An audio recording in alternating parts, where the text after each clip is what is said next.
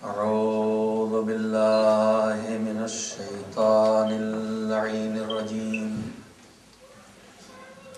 بسم الله الرحمن الرحيم.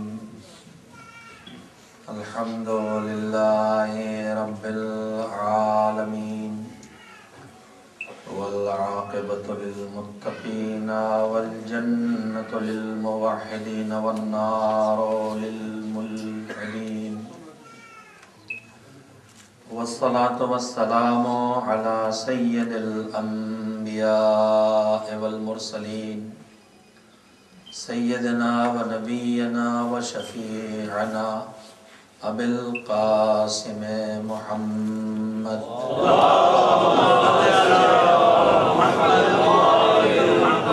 وآله الطيبين الطاهرين المعصومين المظلومين، واللعنة الدائمة الباقية على أعدائهم أجمعين من الآن إلى يوم الدين.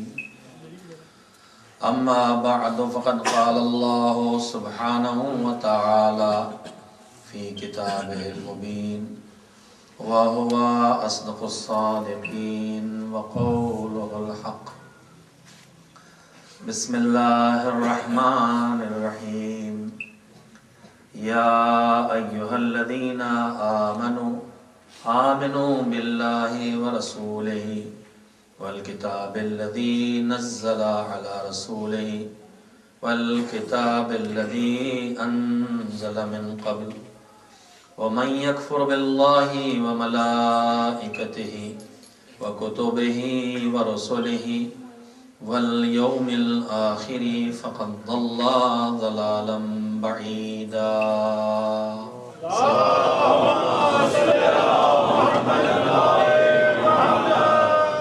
سورہ نساء کی آیات میں سے 136 نمبر کی آیت ہے، جس کی تلاوت سے میں نے اپنی گزارش کا آغاز کیا ہے، اور جس کا تیسرا دن ہے، تیسری شب ہے۔ پروردگار عالم نے اس آیہ کریمہ میں سارے انسانوں کو چھوڑ کے صرف ایمان والوں کو، یعنی علی والوں کو خطاب کیا ہے، اور ان سے کہا ہے کہ اے ایمان لانے والو، ایمان لاؤ اللہ پر، اللہ کے رسول پر، اور ایمان لاؤ اس کتاب پر جسے اللہ نے اپنے آخری پیغمبر حضرت محمد مصطفیٰ صلی اللہ علیہ وسلم پر 23 برس کی مدت میں آہستہ آہستہ نازل کیا، اور ساتھ ہی ساتھ ایمان لاؤ ان کتابوں پر بھی کہ جو آخری پیغمبر سے پہلے آنے والے نبیوں اور رسولوں کو دی گئیں،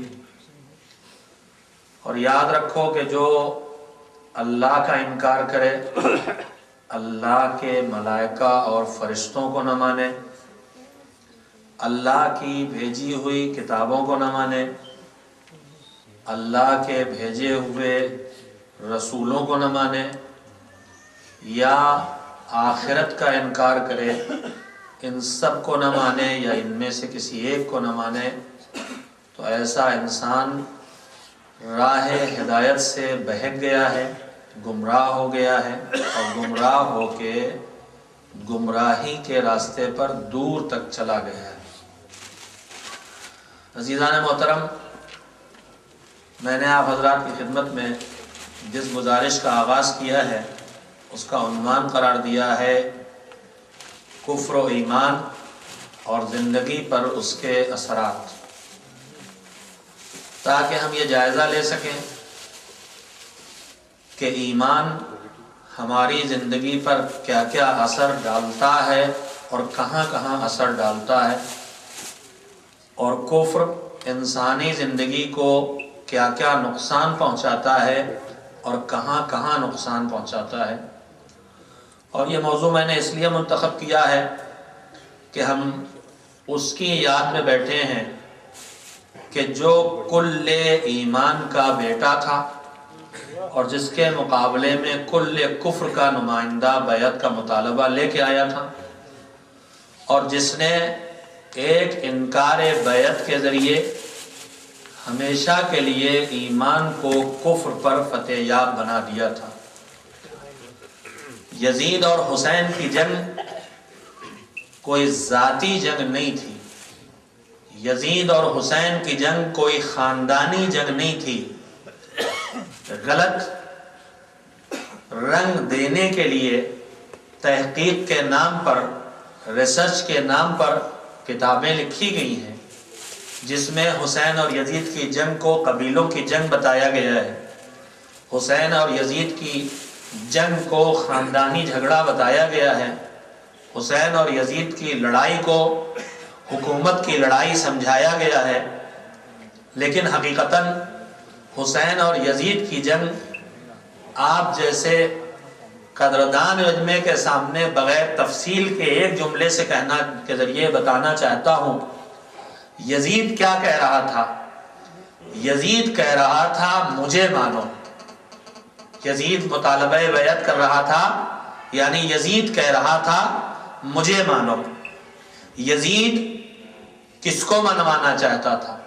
یزید خود کو منوانا چاہتا تھا، اور حسین کسے منوانا چاہتے تھے؟ حسین خدا کو منوانا چاہتے تھے۔ یزید خود کو منوانا چاہتا تھا اور حسین خدا کو منوانا چاہتے تھے۔ یہ جنگ حکومت کی جنگ نہیں تھی، یہ جنگ خاندان کی جنگ نہیں تھی، بلکہ جنگ کفر و ایمان کی جنگ تھی۔ یزید اللہ کا انکار کر کے خود کو منوانا چاہتا تھا، اور حسین یزید اور یزیدیت کا انکار کر کے خدا کو منوانا چاہتے تھے۔ اس لیے اس کفر و ایمان کی جنگ کی یاد میں جب ہم بیٹھے ہیں، ان شہداء کو یاد کرنے کے لیے کہ جن کی قربانیوں نے ہم تک ایمان کو پہنچایا ہے، تو ہماری ذمہ داری بنتی ہے کہ ہم یہ دیکھیں کہ زندگی ایمان سے کس طرح متاثر ہوتی ہے اور زندگی کفر سے کس طرح متاثر ہوتی ہے۔ عزیزان محترم، میں آپ کے شہر میں تو پہلی بار نہیں آیا ہوں، لیکن آپ کے اس مرکز میں جو حسین کی مظلوم بیٹی کے نام سے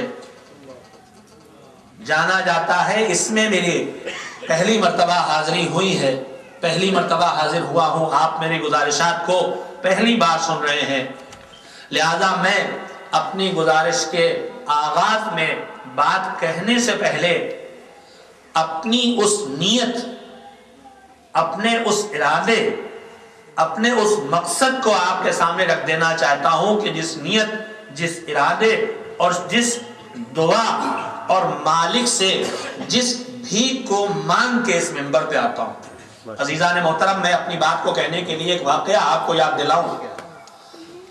ہمارے انبیاء میں جناب ابراہیم علیہ السلام ایک معروف اور عظیم المرتبت پیغمبر ہیں، جن کی نسل سے، جن کی امت سے ہم آپ ہیں۔ جناب ابراہیم خلیل اللہ تھے۔ ان کی خصوصیتوں میں ایک خصوصیت یہ تھی کہ وہ بغیر کسی مہمان کے کبھی کھانا نہیں کھاتے تھے۔ جناب ابراہیم خلیل خدا یعنی اللہ کے دوست کیوں بنے، اس کی مختلف وجہیں ہیں، امتحانات ہیں، لیکن ایک روایت مجھے پڑھنے کو ملی ہے چھٹے امام حضرت جعفر صادق علیہ السلام کہ جناب ابراہیم سے اللہ نے پوچھا کہ ابراہیم کیا تم یہ جانتے ہو کہ ہم نے تمہیں اپنا خلیل کیوں بنایا، دوست کیوں بنایا؟ تو کہا مالک تو بہتر جانتا ہے۔ کہا ابراہیم ہمیں تمہاری دو باتیں بہت پسند ہیں، تمہاری دو باتیں ہم کو اتنی پسند ہیں کہ اس وجہ سے ہم نے تمہیں اپنا خلیل اور اپنا دوست بنا لیا ہے۔ وہ تمہاری دو عادتیں یہ ہیں کہ تم کبھی کسی بندے کے آگے دستے سوال نہیں پھیلاتے۔ پہلی عادت تمہاری جو ہمیں پسند ہے وہ یہ ہے کہ تم کبھی کسی بندے کے آگے دستے سوال نہیں پھیلاتے ہو، اور دوسری عادت تمہاری یہ پسند ہے کہ جب تمہارے آگے کوئی دستے سوال پھیلاتا ہے تو اسے کبھی خالی ہاتھ واپس نہیں کرتے۔ تو جناب ابراہیم خلیل خدا ہیں، جناب ابراہیم خلیل خدا ہیں۔ اور ان کے مزاج میں وہ مہمان نوازی شامل ہے کہ یہ تنہا کھانا نہیں کھاتے، تنہا کھانا نہیں کھاتے، جب کوئی مسافر نہیں ملتا ہے تو وہ مہمان کو ڈھونڈنے کے لیے نکل جاتے ہیں۔ روایت کہتی ہے کہ ایک مرتبہ یہی صورتحال ہے، جناب ابراہیم کے پاس مہمان نہیں تھا، لہذا مہمان کی تلاش میں نکلے، جستجو میں نکلے۔ کیسے تلاش کرے مہمان کو؟ آج سے صدیوں پہلے، ہزاروں سال پہلے کا واقعہ ہے۔ چھوٹی چھوٹی آبادیاں ہیں، دور دراز کے سفر ہیں، ایک بستی سے دوسری بستی میں جب لوگ جاتے ہیں تو قافلہ بنا کے جاتے ہیں، ریگستانوں سے گزرنا ہوتا ہے، لمبے سفر ہوتے ہیں، کھانا پانی ختم ہو جاتا ہے، بستیوں میں پہنچتے ہیں تب دوبارہ کھانا پانی ملتا ہے۔ تو جناب ابراہیم اس راستے پہ جا کے بیٹھ گئے جدھر سے مسافر گزرا کرتے تھے، یہاں تک کہ انہیں 3 یا 4 لوگ مل گئے۔ ان مہمانوں کو اپنے گھر لے کے آئے۔ میں یہ واقعہ آپ کو کیوں سنا رہا ہوں؟ جس دعا کے بعد، جس نیت سے، جس مقصد سے میں منبر پہ آتا ہوں، آپ کی خدمت میں عرض کر دینا چاہتا ہوں میرے عزیزوں، تاکہ اپنی بات آپ کے دلوں تک پہنچا سکوں اور مالک میرے بات میں اثر پیدا کرے۔ جناب ابراہیم مہمانوں کو لے کے آئے، انہیں کھانا کھلائے۔ جب وہ کھانا کھا چکے، جانے کے لیے تیار ہوئے تو انہوں نے جناب ابراہیم سے کہا کہ آپ کے کھانے کی قیمت کیا ہوئی ہے، وہ ہم آپ کو دے دیں۔ جناب ابراہیم نے کہا کہ ہم نے جو تمہیں کھانا کھلایا ہے اس کی ہم کوئی قیمت نہیں لیں گے، ہم اس لیے کھانا نہیں کھلاتے ہیں کہ ہماری زندگی بسر کرنے کا ذریعہ ہے، کہ ہم نے تمہیں کھانا کھلایا، تم قیمت اس کی دو۔ کہا لیکن آپ قیمت لیتے ہو یا نہ لیتے ہو، ہم بھی مفت خورے نہیں ہیں، ہم یوں تو نہیں جائیں گے، ہم قیمت بہرحال دیں گے۔ اب جناب ابراہیم کہہ رہے ہیں ہم قیمت لیں گے نہیں، اور ان کا اصرار یہ ہے کہ ہم قیمت ضرور دیں گے کھانے کی۔ وہ شاید یہ سمجھے کہ جناب ابراہیم زیادہ قیمت لینا چاہتے ہیں، انہوں نے کہا کہ نہیں، ہم قیمت دیے بغیر تو نہیں جائیں گے۔ تو جناب ابراہیم نے کہا اچھا، اگر تمہارا یہی اصرار ہے کہ تم قیمت ضرور دو گے تو پھر جو قیمت کھانے کی تم دے رہے ہو وہ میں نہیں لوں گا، میں بتاؤں گا اپنے کھانے کی قیمت۔ تب وہ اس گفتگو سے یہی سمجھے ہوں گے ظاہر ہے کہ کچھ زیادہ ہی پیسے لینا چاہتے ہیں، تیار ہو گئے اس کے لیے۔ جناب ابراہیم سمجھے کہ 10-20 گنا پیسے مانگیں گے، لیکن جناب ابراہیم نے کہا، توجہ فرمائیں، کہ ہم نے جو کھانا کھلایا ہے اس کی قیمت اگر تم دینا ہی چاہتے ہو تو مجھے اپنے کھانے کی قیمت یہ چاہیے کہ تم پروردگار کو ایک دنیا کے وہ ترقی یافتہ حصے، جیسے جس طرح آپ زندگی بسر کر رہے ہیں، یا اس کے علاوہ دوسرے یورپ کے ممالک ہے، یا جاپان ہے مثلا، امریکہ ہے مثلا، انتہائی درجہ ترقی یافتہ، ٹیکنالوجی میں، سائنس میں، ہر چیز میں انتہائی درجہ کامیاب اور ترقی یافتہ سوسائٹیز پہ آپ نظر ڈالیں، جہاں ترقی ہے، سائنس ہے، ٹیکنالوجی ہے، علم ہے، لیکن ایمان نہیں ہے یا ایمان کمزور، یا ایمان نہیں ہے یا ایمان کمزور ہے۔ ان سارے معاشروں اور سوسائٹیز پہ آپ نظر ڈالیں جو ایمانی سوسائٹی نہیں ہے، ایمانی معاشرہ نہیں ہے، ایمانی گھر نہیں ہے، ایمانی گھرانہ نہیں ہے، ان کے اندر جو بے چینیاں اور پریشانیاں پائی جاتی ہیں، ان میں سے ایک چیز، ایک فرق یہ ہے کہ آپ کو ایمانی معاشرے میں، ایمانی سوسائٹی میں اتنی ذہنی بیماریاں نہیں دکھائی دیں گی جتنا ان سوسائٹیز میں دکھائی دیں گی جہاں ایمان کی حکومت نہیں ہے۔ ہمارے ملکوں میں قتل و غارت سازشوں کے تحت چاہے کتنا ہی ہو رہا ہو، لیکن یہ نوبت نہیں آئی ہے وہاں تمہارے کہنے سے اپنی پیشانی خاک پہ رکھے دیتے ہیں۔ روایت کہتی ہے کہ جیسے ہی انہوں نے اپنے ماتھے زمین پہ رکھے، پیشانیاں خاک پہ رکھی، ایک مرتبہ جناب ابراہیم نے بارگاہ پروردگار میں ہاتھوں کو اٹھایا اور ہاتھوں کو اٹھا کے دعا کی، کہا پروردگار ایک کام میرا تھا وہ میں نے کر دیا، ایک کام تیرا ہے وہ تو کر دے۔ کہا پروردگار میرا کام تھا سروں کا جھکانا، وہ میں نے جھکا دیا ہے، تیرا کام ہے دلوں کا جھکا دینا، وہ کام تو کر دے۔ میرے عزیزوں، میں منبر پر آتا ہوں تو اپنے مالک سے یہ دعا کر کے آتا ہوں، جو میرا کام ہے مالک وہ میں کرنے جا رہا ہوں، جو تیرا کام ہے وہ تو کر دے۔ میرا کام ہے اہل بیت کا تذکرہ کر دینا، وہ میں کرنے جا رہا ہوں، تیرا کام ہے دلوں میں اثر پیدا کر دینا، وہ اثر تو پیدا کر دے، وہ میرے بس کا کام ہے۔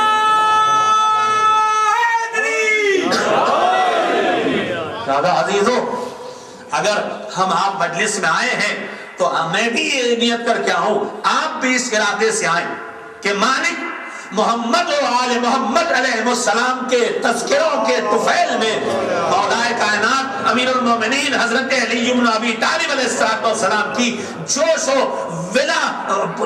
بھری ولا کے صدقے اور ذکر کے طفیل میں، اہل بیت طاہرین علیہ السلام کی مودت کے طفیل میں ہمارے دلوں کو گرمی ایمان عطا فرما، ہماری زندگیوں میں نور ایمان عطا فرما، ہمیں اس فرش ادا پر لا تو جیسے آئے تھے ویسے واپس نہ جائیں، ہمارے وجود کی کچھ ظلمتیں کم ہو جائیں، ہمارے کردار کے کچھ اندھیرے گھٹ جائیں، ہمارے کردار کی کچھ کمیاں ہٹ جائیں، کچھ نیکیاں ہمارے کردار میں بڑھ جائیں۔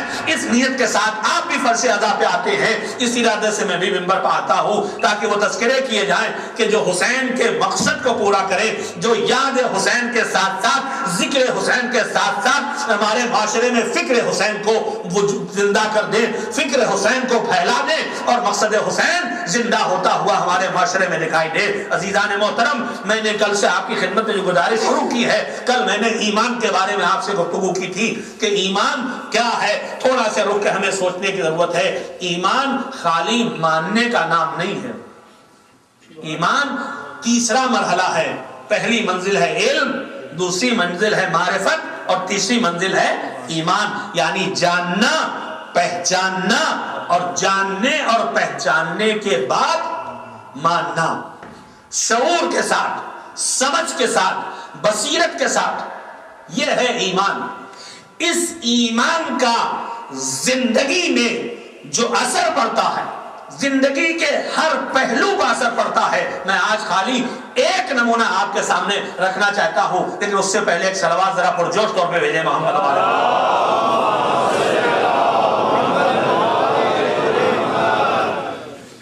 اس وقت دنیا میں جہاں جہاں انسان پھیلے، یا وہ صاحب ایمان ہے یا وہ کفر والے ہیں۔ نفاق کوئی الگ قسم نہیں ہے، چھپا رہے تو نفاق ہے، کھل جائے تو کفر ہے، لہذا دو ہی قسمیں، یا ایمان ہے یا کفر ہے، ذرا چھپنے اور ظاہر ہونے کا مسئلہ ہے۔ ایمان والی سوسائٹی بھی ہے اور کفر والی سوسائٹی بھی ہے، ایمان والے علاقے بھی ہیں، کفر والے علاقے بھی ہیں۔ اب ذرا قابل غور بات ہے جو آپ کی خدمت میں عرض کرنا چاہتا ہوں، دنیا کے وہ ترقی یافتہ حصے جیسے جس طرح آپ زندگی بسر کر رہے ہیں، یا اس کے علاوہ دوسرے یورپ کے ممالک ہے، یا جاپان ہے مثلا، امریکہ ہے مثلا، انتہائی درجہ ترقی یافتہ، ٹیکنالوجی میں، سائنس میں، ہر چیز میں انتہائی درجہ کامیاب اور ترقی یافتہ سوسائٹیز پہ آپ نظر ڈالیں، جہاں ترقی ہے، سائنس ہے، ٹیکنالوجی ہے، علم ہے، لیکن ایمان نہیں ہے یا ایمان کمزور، یا ایمان نہیں ہے یا ایمان کمزور ہے۔ ان سارے معاشروں اور سوسائٹیز پہ آپ نظر ڈالیں جو ایمانی سوسائٹی نہیں ہے، ایمانی معاشرہ نہیں ہے، ایمانی گھر نہیں ہے، ایمانی گھرانہ نہیں ہے، ان کے اندر جو بے چینیاں اور پریشانیاں پائی جاتی ہیں، ان میں سے ایک چیز، ایک فرق یہ ہے کہ آپ کو ایمانی معاشرے میں، ایمانی سوسائٹی میں اتنی ذہنی بیماریاں نہیں دکھائی دیں گی جتنا ان سوسائٹیز میں دکھائی دیں گی جہاں ایمان کی حکومت نہیں ہے۔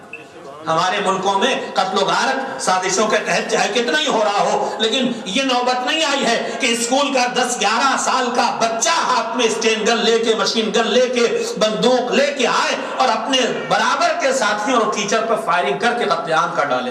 یہ واقعات ان ملکوں میں نہیں گزرتے ہیں جہاں اسلام اور ایمان کی سوچ پائی جاتی ہے۔ جنون کی، پاگل پن کی جتنی قسمیں ان سوسائٹیز میں پائی جاتی ہیں جہاں ایمان کی حکومت نہیں ہے دل و دماغ پہ، ان جگہوں پہ نہیں یہ پائی جاتی جہاں کسی نہ کسی شکل میں کوئی نہ کوئی مذہب کسی نہ کسی طرح مانا جاتا۔ میں مذہب حق کی بات نہیں کرتا، صرف مذہب اگر کسی بھی شکل میں کچھ بھی موجود ہے تو وہاں جنون اور پاگل پن کی وہ قسمیں نہیں، جتنی نفسیاتی بیماریاں، جتنے سائیکاٹرسٹ ان جگہوں پہ دکھائی دیتے جو ترقی یافتہ معاشرے کہلاتے ہیں ایمان سے خالی، اتنے نہیں۔ آپ خودکشی کے ریشیو کو اٹھا کے دیکھیں، تھوڑی دیر آپ کو زحمت اٹھانا پڑے گی سننے کی نتیجے تک پہنچنے کے لیے۔ دنیا بھر میں جہاں جہاں خودکشیاں ہوتی ہیں، میری جہاں تک یادداشت یا مطالعہ اگر درست ہو سکتا ہے بدل گیا ہو، گزشتہ سال یا اس سے پہلے پوری دنیا میں جو خودکشی کا ریشیو نکالا گیا ہے وہ سب سے زیادہ جاپان میں، یعنی جتنی آبادی ہے اس میں جتنے زیادہ لوگ خودکشی کر رہے ہیں وہ جاپان میں سب سے زیادہ، اور اس کے بعد پھر یو ایس میں ہے، پھر یورپ کے مختلف علاقوں میں ہے۔ تو یہ ترقی یافتہ جہاں زندگی کی ہر سہولت فراہم ہے، جہاں زندگی کی ہر نعمت فراہم ہے، جہاں زندگی کی تمام آسائشیں اور آرام موجود ہیں، وہاں آدمی اپنے ہاتھ سے اپنی جان کیوں لے رہا، کیوں خودکشی کر رہا؟ میرے عزیزو، اگر آپ نے اس بات کو محسوس کر لیا ہے تو میں آپ کی خدمت میں عرض کروں کہ ایمان کے اثرات دیکھیے زندگی پر۔ ایک نمونہ آپ کی خدمت میں رکھنا چاہتا ہوں۔ انسان اکیلے رہنے کے لیے نہیں بنایا گیا ہے، انسان اکیلے رہنے کے لیے نہیں بنایا گیا، انسان انسانوں کے درمیان رہنے کے لیے بنایا گیا ہے۔ اکیلا ہونا ہی انسان کی سب سے بڑی سزا۔ مشہور بات ہے کہ جناب آدم کو جب اللہ نے پیدا کیا اور ساری نعمتیں تھیں تو جناب آدم نے جناب اللہ سے فرمائش کی تھی کہ تنہائی ستا رہی ہے، لہذا جناب حوا کی خلقت ہوئی ہے۔ اور آج بھی جب کسی کو سزا دی جاتی ہے تو قید خانے میں ڈالا جاتا ہے، جب اس سزا کو اور سخت کیا جاتا ہے تو کیا سزا دی جاتی؟ قید کے رکھے گا، مجھے رسوا نہیں کرے گا، اس طرح سے مالک سے کہہ کے درد دل نکل جائے۔ صلوات بھیجے محمد۔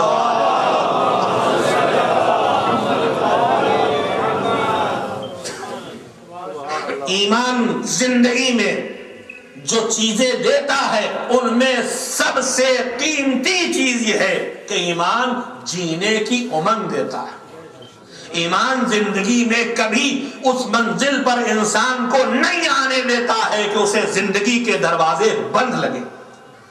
کبھی ایمان خودکشی تک انسان کو نہیں آنے دے گا، کبھی ایمان انسان کو بے گناہوں کی جان لینے تک نہیں جانے دے گا، اس لیے کہ وہ اپنا درد دل اپنے مالک سے کہہ کے یا تو اس کا حل تلاش کر لے گا یا کم سے کم درد دل نکال دے گا۔ یہ ایمان کا ایک اثر ہے زندگی میں، یہ ایمان کا ایک اثر ہے زندگی میں۔ اب دوسری گزارش سنیں، یہ اس سے پہلے ایک صلوات بھیجیں محمد و آل محمد۔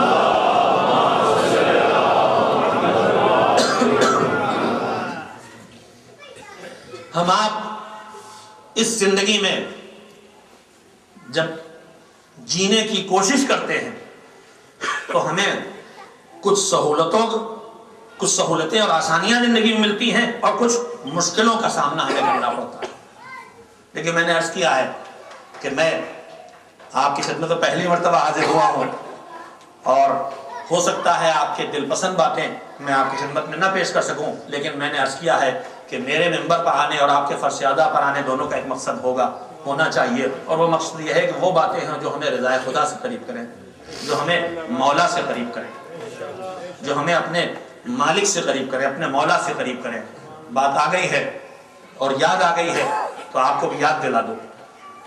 میرے عزیزو، اس دنیا میں ہم سب جیتے ہیں اور ہمیں جینے کے لیے کچھ نہ کچھ مقاصد ہمارے پیش نظر ہوتے ہیں، ایمز ہوتے ہیں، آبجیکٹس ہوتے ہیں جن کے لیے ہم زندگی بسر کرتے ہیں۔ کہا بھائی اب ہماری عمر تو وہاں آ گئی ہے کہ اب ہم اپنے بچوں کے لیے جی رہے ہیں، بس یہ بچے پڑھ لکھ کے اچھے آدمی بن جائیں۔ اس سے پیچھے ہیں تو کوئی نہ کوئی مقصد حیات، ہمیں بہترین بزنس مین بننا، ملینر بننا ہے، کوئی یہ نشانہ لگا لیتا ہے۔ کسی نے کہا ہمیں وہ گاڑی خریدنا ہے، کسی نے کہا زندگی کا بس ایک مقصد ہے کہ ہم ایک ایسا مرکز بنا دیں جہاں ہمیشہ ذکر حسین ہوتا رہے۔ تو آدمی زندگی میں کسی نہ کسی مقصد کے لیے زندگی بسر کرتا ہے، کوئی نہ کوئی مقصد اس کے پیش نظر ہوتا ہے۔ ہم آپ جس ماحول میں ہیں، یہ یورپ کا، مغرب کا ماحول، ویسٹرن کنٹریز میں، یہاں زیادہ تر زندگی کے مقصد مادی ہوتے ہیں، دولت مند بننا، زندگی کی سہولتوں کو فراہم کرنا، نام و نمود پانا، شہرت پانا۔ آپ نے دیکھا ہوگا جنونیوں کو پورے بدن پہ چھپکلیاں چپکی ہوئی ہیں، کہا بھائی یہ کیا؟ کہا ان کو شوق ہے کہ ان کا نام گنیز بک میں آ جائے، مثلا ریکارڈ میں آ جائے۔ اب ان کو شوق ہے خالی نام کا، کیچوے کھا رہے ہیں۔ دیکھے ہوں گے آپ نے ٹی وی پہ مناظر، مجھ سے زیادہ دیکھے ہوں گے۔ دیوانگی ہے۔ اور دوسری بات یہ کہ ان سے کہہ دیا تو کہیں یہ دوسروں سے کہہ کے مجھے رسوا نہ کر دے.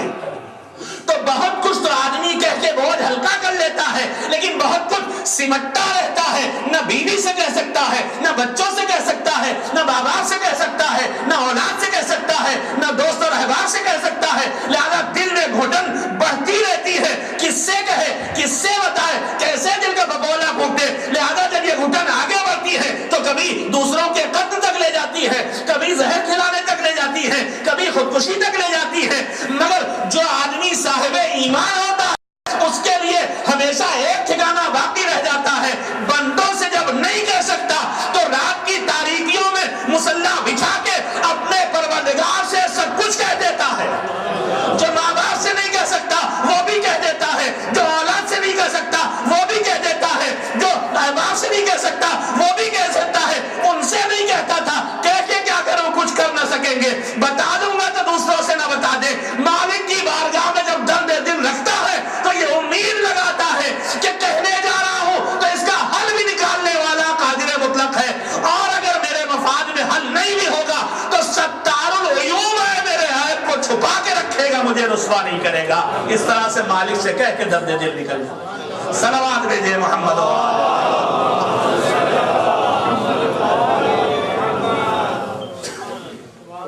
ایمان زندگی میں جو چیزیں دیتا ہے ان میں سب سے قیمتی چیز یہ ہے کہ ایمان جینے کی امنگ دیتا ہے. ایمان زندگی میں کبھی اس منزل پر انسان کو نہیں آنے دیتا ہے کہ اسے زندگی کے دروازے بند لگے. کبھی ایمان خودکشی تک انسان کو نہیں آنے دے گا. کبھی ایمان انسان کو بے گناہوں کی جان لینے تک نہیں جانے دے گا. اس لیے کہ وہ اپنا درد دل اپنے مالک سے کہہ کے یا تو اس کا حل تلاش کر لے گا یا کم سے کم درد دل نکال دے گا. یہ ایمان کا ایک اثر ہے زندگی میں، یہ ایمان کا ایک اثر ہے زندگی میں. اب دوسری گزارش سنیں، یہ اس سے پہلے ایک صلوات بھیجے محمد و آل محمد.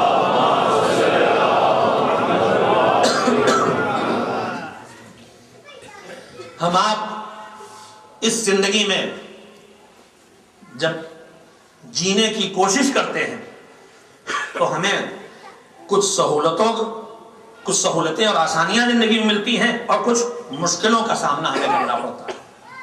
لیکن میں نے عرض کیا ہے کہ میں آپ کی خدمت میں پہلی مرتبہ حاضر ہوا ہوں اور ہو سکتا ہے آپ کے دل پسند باتیں میں آپ کی خدمت میں نہ پیش کر سکوں، لیکن میں نے عرض کیا ہے کہ میرے ممبر پر آنے اور آپ کے فرشیادہ پر آنے دونوں کا ایک مقصد ہونا چاہیے، اور وہ مقصد یہ ہے کہ وہ باتیں ہیں جو ہمیں رضائے خدا سے قریب کریں، جو ہمیں مولا سے قریب کریں، جو ہمیں اپنے مالک سے قریب کریں، اپنے مولا سے قریب کریں. بات آ گئی ہے اور یاد آ گئی ہے تو آپ کو بھی یاد دلا دو. میرے عزیزو، اس دنیا میں ہم سب جیتے ہیں اور ہمیں جینے کے لیے کچھ نہ کچھ مقاصد ہمارے پیش نظر ہوتے ہیں. دلوں کی 3 قسمیں ہیں، سنیں اور یاد رکھنے کی کوشش کریں. امام کے ارشاد کہ ان القلوب ثلاثہ، دلوں کی 3 قسمیں ہیں. قلب مشغول بالدنیا، وقلب مشغول بالعقبہ، وقلب مشغول بالمولا. امام نے کہا کہ دلوں کی ایک قسم ہے کہ جس پر صرف اور صرف دنیا کا قبضہ ہے، جو دنیا میں لگا ہوا ہے. دنیا کی شہرت چاہیے، دنیا کا نام چاہیے، دنیا کا اقتدار چاہیے، دنیا کا پیسہ چاہیے، دنیا کی لذت چاہیے، یہ سی ڈی چاہیے، وہ فلم چاہیے، وہ وی سی آر چاہیے، وہ ٹی وی چاہیے، اس ماڈل کی گاڑی چاہیے، وہاں مکان چاہیے، یہ ڈگری چاہیے، وہ کاروبار. بس 24 گھنٹے دنیا ہے. ادھر شیئر کا بازار اوپر نیچے اس کا گراف ہو رہا ہے، ادھر ان کی دل کی دھڑکن بھی اسی کے ساتھ اٹھ گر رہی ہے. یہ دنیا میں لگے ہیں. آنکھ کھلتی ہے تو فکر دنیا میں، آنکھ بند ہوتی ہے تو فکر دنیا میں. اس سے آگے نہیں جاتے. انسانوں کی ایک قسم یہ ہے. آپ نہیں ہیں اس میں الحمدللہ، اس لیے کہ آپ ہوتے تو یہاں نہ دکھائی دیتے. اس پر شہزاد ادا پہ آنے کا مطلب یہ ہے کہ صرف فکر دنیا میں نہیں. پہلی قسم ہے جو قلب مشغول بالدنیا، جس پر صرف اور صرف دنیا کا قبضہ ہے، اس کے آگے کچھ نہیں. اس کے بعد امام نے فرمایا وہ قلب مشغول بالعقبہ. ان کے مقابلے میں ایک دل وہ ہے جس پر آخرت کا قبضہ ہے.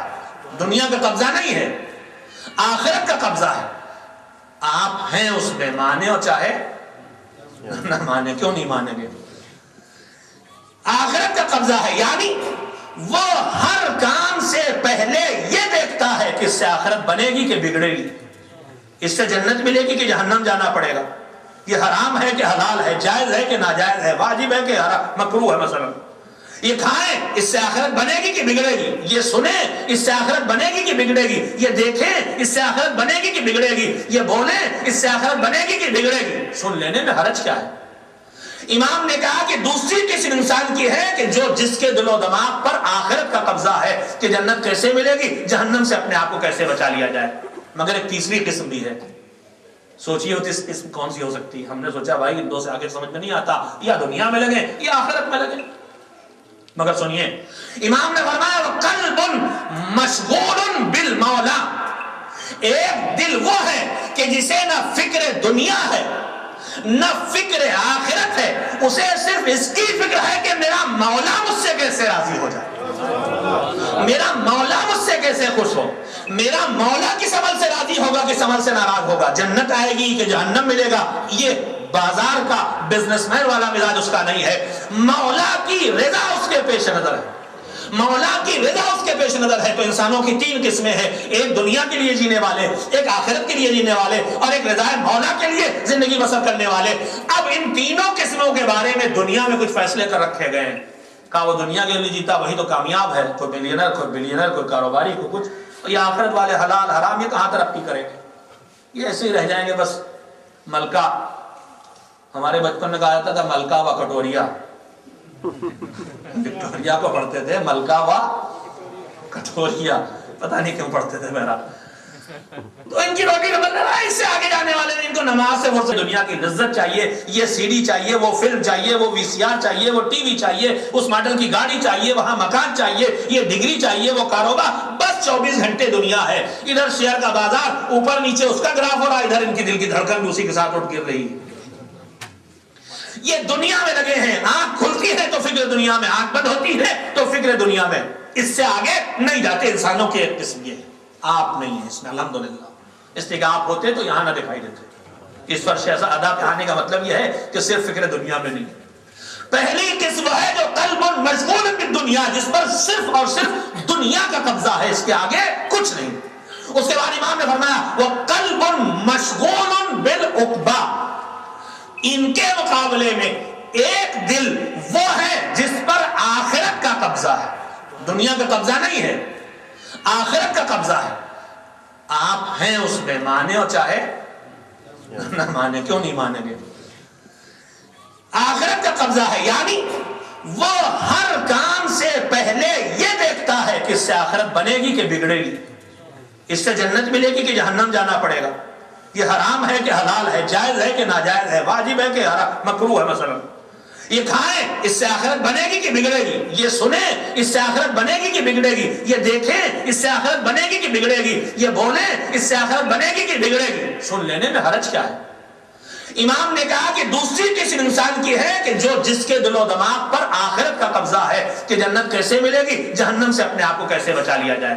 مگر ایک تیسری قسم بھی ہے، سوچیے وہ قسم کون سی ہو سکتی ہے؟ ہم نے سوچا بھائی ان دو سے آگے سمجھ میں نہیں آتا، یا دنیا میں لگے یا آخرت میں لگے، مگر سنیے امام نے فرمایا وَقَلْبٌ مَشْغُولٌ بِالْمَوْلَى، ایک دل وہ ہے کہ جسے نہ فکر دنیا ہے نہ فکر آخرت ہے، اسے صرف اس کی فکر ہے کہ میرا مولا مجھ سے کیسے راضی ہو جائے، میرا مولا مجھ سے کیسے خوش ہو، میرا مولا کس عمل سے راضی ہوگا کس عمل سے ناراض ہوگا، جنت آئے گی کہ جہنم ملے گا۔ یہ بازار کا بزنس مین والا مزاج اس کا نہیں ہے، مولا کی رضا اس کے پیش نظر ہے، مولا کی رضا اس کے پیش نظر ہے۔ تو انسانوں کی تین قسمیں ہیں، ایک دنیا کے لیے جینے والے، ایک آخرت کے لیے جینے والے، اور ایک رضا مولا کے لیے زندگی بسر کرنے والے۔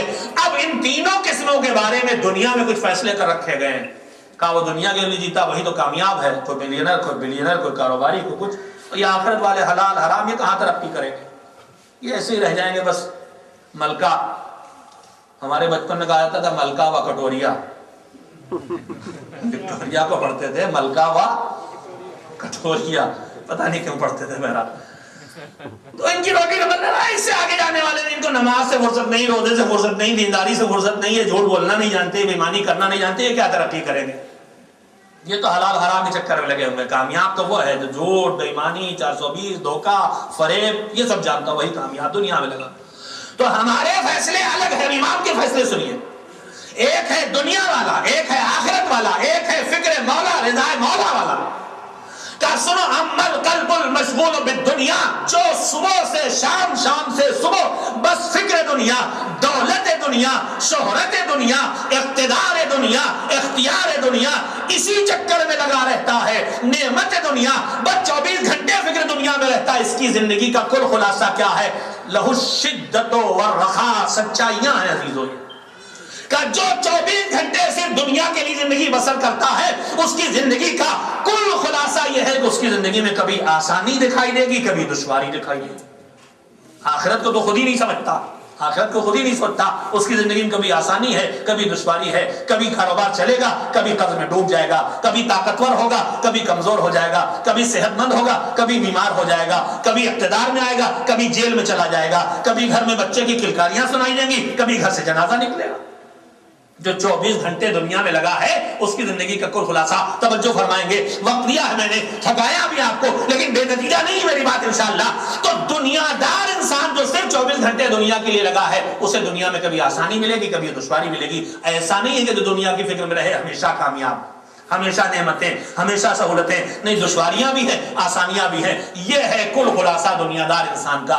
وَأَمَّا الْقَلْبُ الْمَشْغُولُ بِالْعُقْبَىٰ. امام نے کہا دوسری قسم، جو زندگی کے ہر فیصلے سے پہلے دیکھتا ہے آخرت کا اس سے کیا تعلق ہے. تباہی تو نہیں آ رہی ہے، جہنم تو نہیں آ رہا ہے، جنت تو نہیں برباد ہوئی جا رہی. کہا اما القلب المشغول بالعقبیٰ فلہ الدنیا والعقبیٰ. جو آخرت کی فکر لے کے زندگی بسر کرتا ہے، دنیا والے کہتے ہیں یہ محروم رہے گا دنیا سے، مگر امام کہتے ہیں یہ دنیا سے محروم نہیں ہوتا. جو آخرت کی فکر لے کے زندگی بسر کرتا ہے، اسے دنیا بھی ملتی ہے، آخرت بھی ملتی ہے.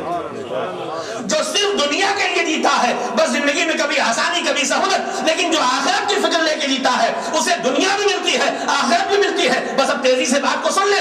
امام نے کہا اور تیسری قسم، اما القلب المشغول بالمولا فلہ الدنیا والعقبیٰ والمولا. لیکن جو فکر رضا مولا میں زندگی بسر کرتا ہے، اسے دنیا بھی ملتی ہے، اس کی آخرت بھی سمجھ جاتی ہے، اسے مولا بھی مل جاتا ہے. عزیزو، اب یہ طے کرنا تمہارا کام ہے کہ مولا والے بنو گے تاکہ دنیا بھی تمہارے قدموں میں دکھائی دے، آخرت بھی تمہارے ہاتھوں میں، اختیار میں دکھائی دے. ایک صلوات مل جل کے بھیج دے محمد.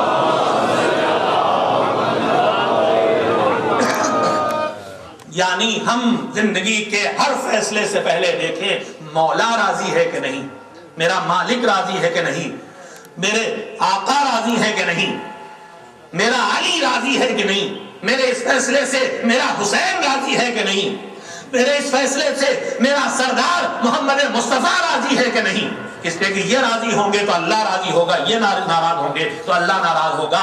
فکر مولا میں زندگی بسر کرو عزیزو، تو دنیا بھی تمہارے قدموں میں آئے گی، آخرت بھی تمہارے قدموں میں آئے گی. یقین نہیں آتا ہے، یقین نہیں آتا ہے تو میں آپ کو یاد دلاؤں کہ کتنی قیمتی دولت ہے محمد و آل محمد علیہ السلام کی مودت اور محبت اور ایمان. اس کی قیمت کو پہچانو. چھٹے امام حضرت جعفر صادق علیہ السلام ہی کی خدمت میں شخص آیا اور اس نے آ کے کہا مولا میں بہت تنگ دست ہوں، بہت پریشان حال ہوں، بہت غریب ہوں، بہت فقیر ہوں. ابھی اس نے اتنی بات کہی تھی، ان کے دروازے پہ کسی کو آپ کو کچھ کہنا نہیں پڑتا تھا، دس سے سوال پھیلانے سے پہلے یہ اس کی مدد کرتے تھے. لیکن یہاں درس دینا ہے، قیامت تک باقی رہ جانے والا سبق دینا ہے. جیسے اس نے کہا میں غریب ہوں، فقیر ہوں، تنگ دست ہوں. امام نے کہا تم غلط کہہ رہے ہو.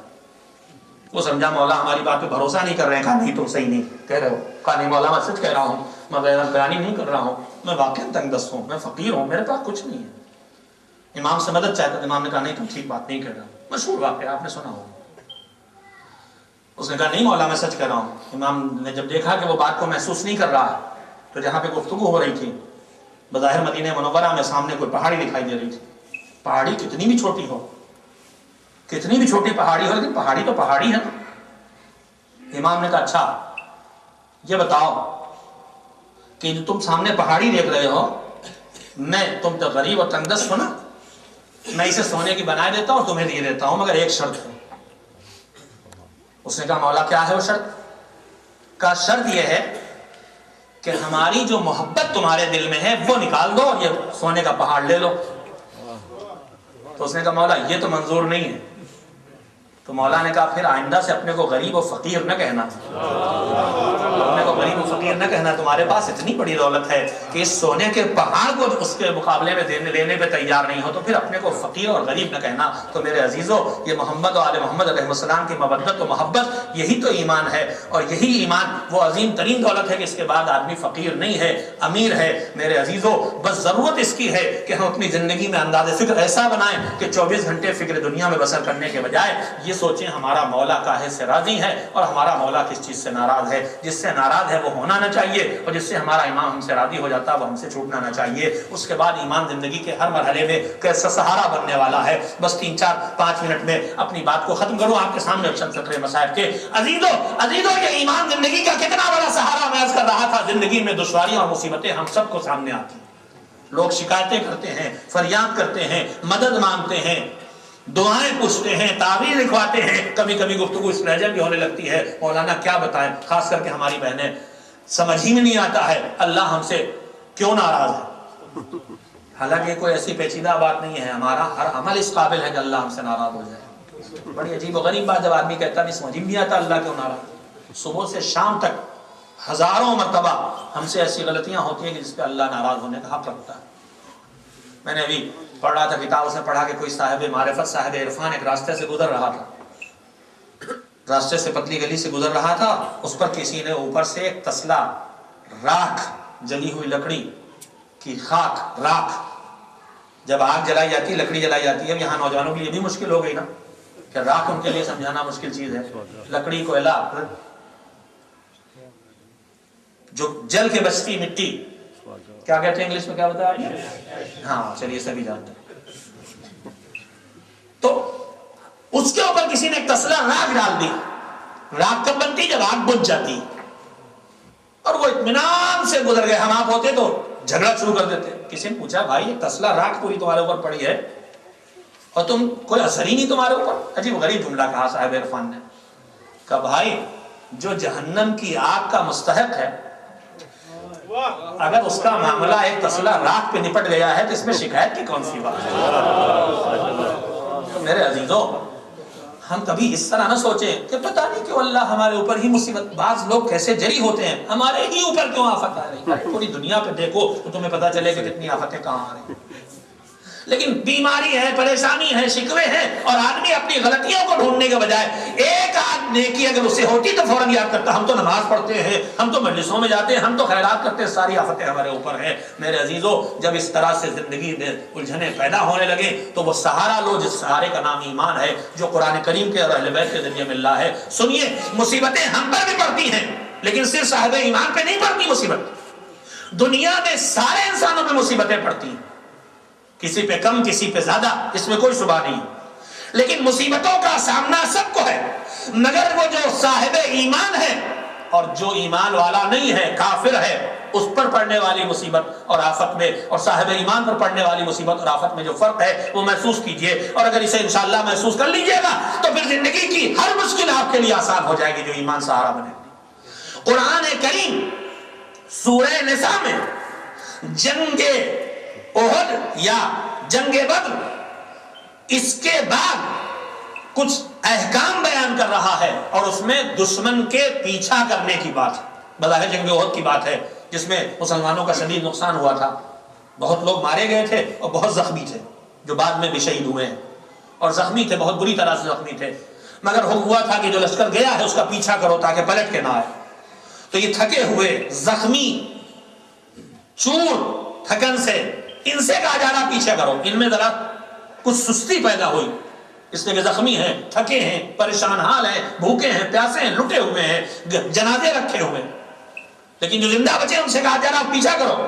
جب ان کو سستی محسوس ہوئی تو قرآن کریم کہتا ہے پیچھا کرو اور سستی نہ کرو. اس کے بعد قرآن کا ایک جملہ ہے, ان تکونوا تعلمون فانہم یعلمون کما تعلمون. اگر تم یہ محسوس کر رہے ہو کہ تم زخمی ہو, تمہیں چوٹ لگی ہے, تمہیں نقصان ہوا ہے, تمہیں تکلیف پہنچی ہے, تو ایسا تو نہیں کہ تمہیں پہنچی ہے تکلیف، تکلیف تو انہیں بھی پہنچی ہے، زخم انہیں بھی لگے، مصیبت ان پہ بھی آئی۔ میرے عزیزو، قرآن کا بیان ہمیشہ کے لیے ہوتا ہے۔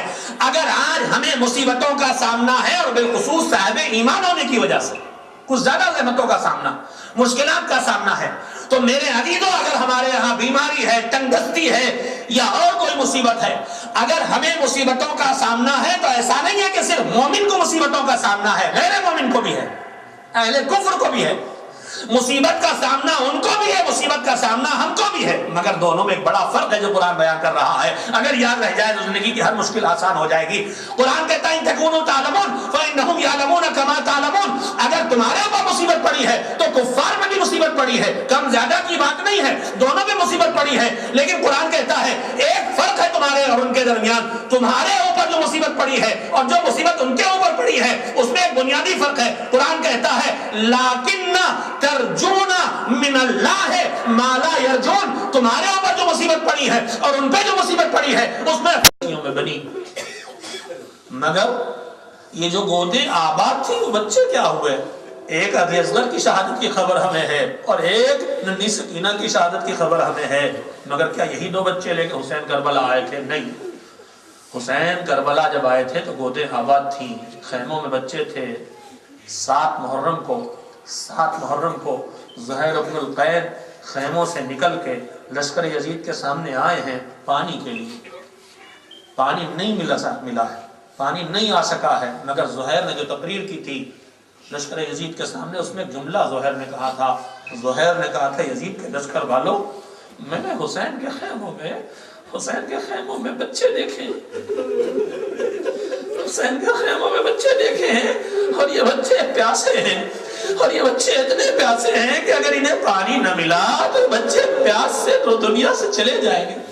اس کا مطلب 7 محرم کو حسین کے خیموں میں بچے تھے، پیاسے تھے، مگر تھے۔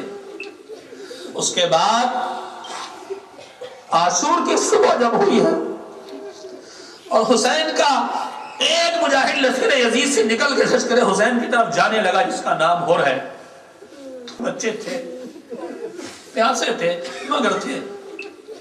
اس کے بعد عاشور کی صبح جب ہوئی ہے اور حسین کا ایک مجاہد لشکر یزید سے نکل کے لشکر حسین کی طرف جانے لگا جس کا نام ہور ہے، پوچھنے والا لشکر کہنا بھی مشکل ہے، جس میں بوڑھے ہیں تو اتنے بوڑھے کہ جن کی پیشانی کی کھال لٹک کے ان کی آنکھوں پہ آ گئی، جس میں بچے ہیں تو اتنے بچے کہ جو اپنے قدموں پہ چل کے مقتل تک جانے کے قابل بھی نہیں ہیں، جس میں بیویاں ہیں، جس میں بیمار ہیں۔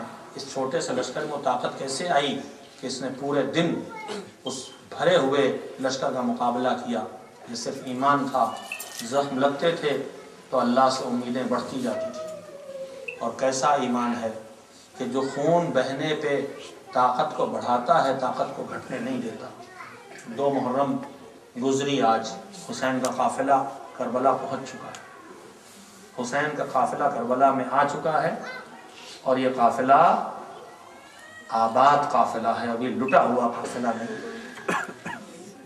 تاریخیں جیسے جیسے آگے بڑھیں گی ہم شہداء کا تذکرہ کریں گے، کبھی ہور کا ذکر آئے گا، کبھی مسلم ابن عقیل کا ذکر ہوگا، مسلم ابن اوسجہ کا ذکر ہوگا، کبھی حبیب کو یاد کریں گے، کبھی ابن محمد کو یاد کریں گے، کبھی قاسم کو یاد کریں گے، کبھی اکبر کو یاد کریں گے، کبھی عباس غازی کو یاد کریں گے، کبھی رباب کے لخت جگر اصغر کو یاد کریں گے۔ میرے عزیزو، کربلا میں شہیدوں کی 2 قسمیں ہیں۔ کچھ شہداء وہ ہیں جن کے نام بھی ہمیں معلوم ہیں، جن کی قبریں بھی ہمیں معلوم ہیں، جن کے مدفن بھی ہمیں معلوم ہیں، ہم انہیں یاد بھی کرتے ہیں، اور جب اللہ توفیق دیتا ہے تو ان کی قبروں پہ جا کر زیارت بھی کرتے ہیں۔ لیکن کربلا میں شہداء کی ایک قسم اور ہے جن کے نام بھی نہیں معلوم، جن کی قبروں کے نشان بھی نہیں معلوم، اور جو کربلا کے شہید ہیں۔ یہ گمنام شہداء کون ہیں؟ میں آج ایام عزا کے آگے بڑھنے سے پہلے گمنام شہداء کو یاد کرنا چاہتا ہوں کہ جن کے نام تک ہمیں نہیں معلوم۔ وہ گمنام شہداء کون تھے؟ گمنام شہداء کون تھے؟ وہ گمنام شہداء وہ تھے کہ جب حسین کا لوٹا ہوا قافلہ مدینے واپس آیا تھا تو ام کلثوم نے گمنام شہداء کا مرثیہ پڑھا تھا کہ مدینہ تو جدنا لا تقبلینا، اے ہمارے نانا کے مدینے، اے ہمارے نانا کے مدینے ہمیں قبول نہ کرو، اے ہمارے نانا کے مدینے ہمیں قبول نہ کرو، ہم گئے تو ہماری گودیں آباد تھیں، ہم واپس آئے ہیں تو ہماری گودیں ویران ہو چکی۔ بی بی جو گودیں آباد تھیں جو ویران ہوئی ہے وہ کون شہید ہیں؟ ایک گود علی اصغر سے آباد تھی جس کی ننھی سی قبر بوڑھے باپ نے کربلا کے میدان میں بنائی مگر جو باقی نہ رہ سکی، اور ایک ننھی اور کمسن سکینہ حسین کی کمسن بچی ہے جو شام کے زندان میں جس کی ننھی سی قبر تاریکیوں میں بنی۔ مگر یہ جو گودیں آباد تھی وہ بچے کیا ہوئے؟ ایک علی اصغر کی شہادت کی خبر ہمیں ہے اور ایک ننھی سکینہ کی شہادت کی خبر ہمیں ہے، مگر کیا یہی دو بچے لے کے حسین کربلا آئے تھے؟ نہیں، حسین کربلا جب آئے تھے تو گودیں آباد تھیں، خیموں میں بچے تھے۔ 7 محرم کو زہیر بن القین خیموں سے نکل کے لشکر یزید کے سامنے آئے ہیں پانی کے لیے۔ پانی نہیں ملا ہے، پانی نہیں آ سکا ہے، مگر زہیر نے جو تقریر کی تھی لشکر یزید کے سامنے اس میں ایک جملہ زہیر نے کہا تھا یزید کے لشکر والوں، میں نے حسین کے خیموں میں بچے دیکھے، حسین کے خیموں میں بچے دیکھے ہیں، اور یہ بچے پیاسے ہیں، اور یہ بچے اتنے پیاسے ہیں کہ اگر انہیں پانی نہ ملا تو بچے پیاس سے تو دنیا سے چلے جائیں گے۔ اس کا مطلب 7 محرم کو حسین کے خیموں میں بچے تھے، پیاسے تھے مگر تھے۔ اس کے بعد عاشور کی صبح جب ہوئی ہے اور حسین کا ایک مجاہد لشکر یزید سے نکل کے لشکر حسین کی طرف جانے لگا جس کا نام ہر ہے، تو پوچھنے والے نے پوچھا تھا ہر کیا تم اس چھوٹے سے لشکر سے ڈر گئے ہو؟ انہوں نے کہا تھا نہیں، میں اپنے آپ کو دنیا جنت و جہنم کے درمیان پاتا ہوں۔ اس کے بعد ہر نے جو فکر ہے کہ ان میں جملہ یہ تھا کہ کیا تمہیں خیام حسینی سے ان ننھے بچوں کی التش کی آوازیں نہیں سنیں؟ عزیزوں، عاشور کی شب یہ ننھے بچے تھے۔ عاشور کا دن آیا، 6 مہینے کا کمسن بچہ باپ کی آغوش میں ذبح ہو گیا۔ ایک حسین کی بچی شام کے زندان میں دفن ہوئی، مگر عاشور کے دن یہی 2 بچے نہیں تھے، جس کا ثبوت یہ ہے کہ جب حسین کے لشکر کا سردار عباس غازی آنکھوں کو جوڑ جوڑ کے آگے کہتا تھا کہ میرا مولا میدان جنگ میں جانے کی اجازت دے، تو حسین ہمیشہ کہہ دیتے تھے بھیا تم تو میرے لشکر کے سردار ہو، اور عباس کو ساکت ہو جانا پڑتا تھا۔ لیکن جب قاسم کا جنازہ بھی اٹھ چکا، عباس میں ہاتھوں کو جوڑ کے آئے میرے مولا اب تو لشکر کو میدان میں جانے کی اجازت دے۔ حسین کے جواب کو سنا عباس نے، میرے بھیا تم تو میرے لشکر کے سردار ہو۔ کا آقا اب وہ لشکر کہاں ہے جس کا سردار میں ہوں؟ اسی لمحے خیموں سے ننھے بچوں کی التش کی آواز آئی تو حسین نے کہا بھیا جانا چاہتے ہو تو ان پیاسے بچوں کی پانی کی کچھ سبیل کرو، یعنی شہادت عباس کے وقت بھی بچے تھے۔ عباس خیمے میں گئے، مشکیزہ لیا، علم میں باندھا، سکینہ کو بتایا بیٹا پانی لینے کے لیے جا رہا ہوں۔ بھئی سننا تھا، ننھی بچی نے خیموں سے ننھے بچوں کو جمع کیا۔ اب کسی کی زبان پہ التش نہ آئے، اب کوئی ہائے پیاس کہہ کے نہ روئے، میرا چچا پانی لینے کے لیے جا رہا ہے۔ آپ ہمیشہ سنتے ہیں ننھے بچوں نے عباس غازی کو اپنے حلقے میں لے کے رخصت کیا تھا، یعنی سسر عاشور کا سورج جب ڈھل رہا تھا تو یہ ننھے بچے موجود تھے۔ حسین جب خیموں سے نکلے ہیں تب بھی ننھے بچے موجود تھے۔ پھر یہ بچے آخر کیا ہوئے کہ جب لٹا ہوا قافلہ مدینے پہنچا تو ام کلثوم رہا پڑ رہی تھی، نانا کے مدینے ہمیں قبول نہ کرنا، ارے ہم گئے تو گودیں آباد تھی، ہم واپس آئے ہیں تو گودیں ویران ہو چکی۔ ارے تاریخ اور تو کچھ نہیں بتاتی مگر اتنا ضرور بتاتی ہے کہ جب عصر عاشور خیمے جلے تو ننھے بچے گھبرا کے خیموں سے نکلے تھے۔ ارے گھوڑے دوڑ رہے تھے، کچھ بچوں کو گھوڑوں نے پامال کیا جو کربلا کے میدان میں کچل کے شہید ہو گئے، اور جو بچے بچے تھے انہیں بیویوں کی گود میں ظالموں نے چھوڑ تو دیا، مگر بیویوں کو جب سوار کیا گیا تو ہاتھوں کو رسیوں سے باندھا گیا، پیروں کو رسیوں سے باندھا گیا، اور رسیوں کو اونٹوں پہ لپیٹ دیا گیا۔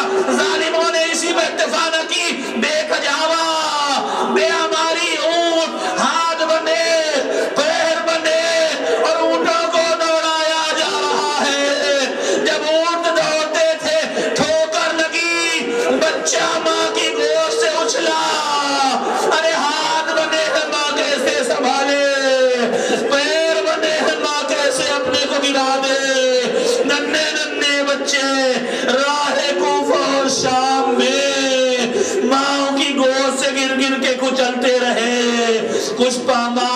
شہید ہو گئے، کچھ میدانوں میں تشنا شہید ہو گئے۔